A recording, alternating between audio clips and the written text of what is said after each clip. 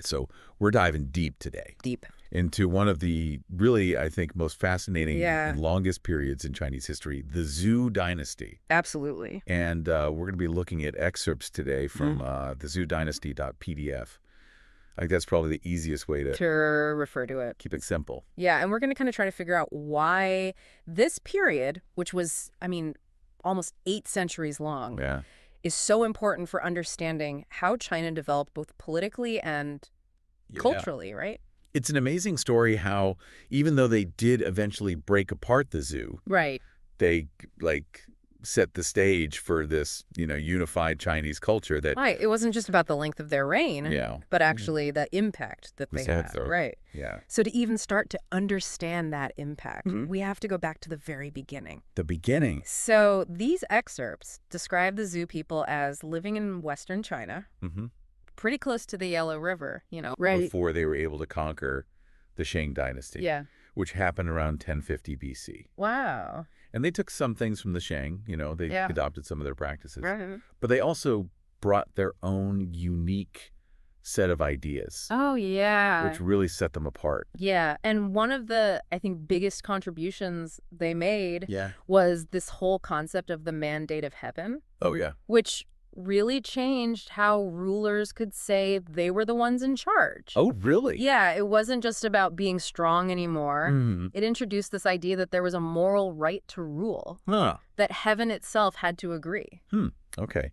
But I'm thinking, wasn't the mandate of heaven later used to justify, some pretty oppressive rulers? It definitely could be. It seems like it could be used for good or... Yeah, it's like a double-edged sword, for sure. Yeah. That mandate of heaven became super powerful for any ruler to say, hey, I'm the one who should be in charge, even if they weren't always, the best or fairest. Right. But going back to the Zhou Dynasty, it really did show a change toward wanting leaders to be more ethical.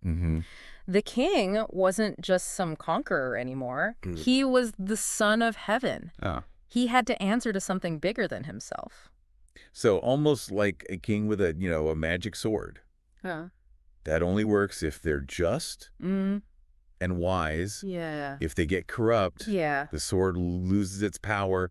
They lose their right to rule. I like that analogy. Yeah. That's a good one. Thanks. Because that idea that a good ruler has to be a good person, that had a massive impact on Chinese thought for centuries. Even later on, it shows up in philosophies like Confucianism. Okay, so they had this new way of thinking about leaders, but their empire, I mean, it was huge. Yeah. How did they even govern such a massive territory? Well, they were way bigger than the Shang before them. Right. So to handle it, they used what's called a feudal system, basically splitting the land up into these regions, ruled by family members and nobles they appointed, who all swore loyalty to the Zhou king. So it was this really complex... Oh, incredibly complex. ...web of power. Yes. With the king at the very center. Exactly. But didn't that system also kind of eventually lead to their downfall? I mean, if these regional rulers are gaining all this power... Yeah, right. Wouldn't they eventually try to challenge...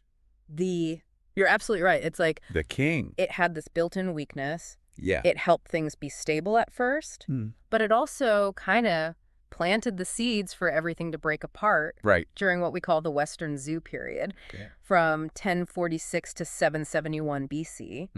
The kings, they were really powerful. They led all these advancements in art and tech, building on what they learned from the Shang. But slowly, those regional states, they started getting more and more independent, which weakened the king's power. And then you have that nomadic invasion that forces the Zhou east to Luoyang. And that starts the Eastern Zhou period, which seems... way more chaotic. Way more chaotic. Yes. Right. The Eastern Zhou period was just constant fighting. All these different states trying to become the most powerful. The sources paint this picture of a totally divided empire. Wow. Each piece just trying to take control. It makes you wonder how any dynasty could survive that. It's incredible they lasted as long as they did. Right. Yeah. And then out of all that mess came the Warring States period. Oh, yeah. Warring States period. Which sounds absolutely wild. It was intense. Yeah. You've got 7 major powers all constantly at each other's throats. Wow. Shifting alliances, incredible military strategies, brutal battles. That era. 475 to 221 BC. Wow. It's amazing to look at how power works and what happens when a system breaks down.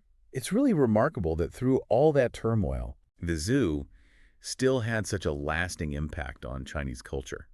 They contributed so much to agriculture, military organization, philosophy, the arts. And they didn't just, start from scratch. Right. They took what the Shang did and made it better, bigger, more advanced. They really built on those foundations. Absolutely. And this is the time when those iconic thinkers, like Confucius and Mencius, they came onto the scene.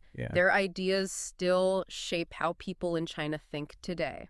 So even though, after almost 800 years, the Zhou dynasty did eventually collapse, their influence on Chinese culture, it's undeniable. It's undeniable. From their art to their metalworking to the ideas they gave us, the Zhou are part of why China is China today.